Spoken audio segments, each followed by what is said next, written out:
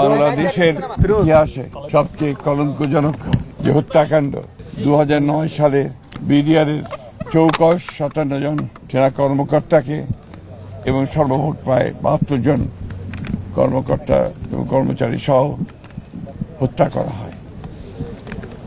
এই 2009 সালের 25শে ফেব্রুয়ারিতে এই দিনটি আমাদের জাতির জন্য অত্যন্ত লজ্জার এবং কলঙ্কজনক একটি অধ্যায় বলে আমরা মনে করি।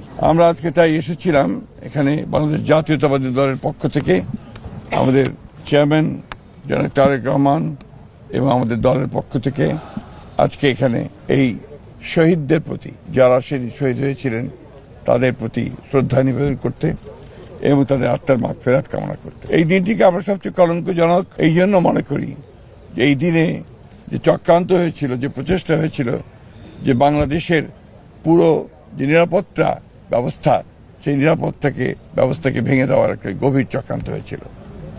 57 জন সেনা কর্মকর্তাকে হত্যা করে বাংলাদেশ সেনাবাহিনীর যে মনোবল এবং একই সঙ্গে বাংলাদেশের যে মনোবল সেটাকে ভেঙে দেওয়ার জন্য একটা গভীর চক্রান্ত হয়েছিল।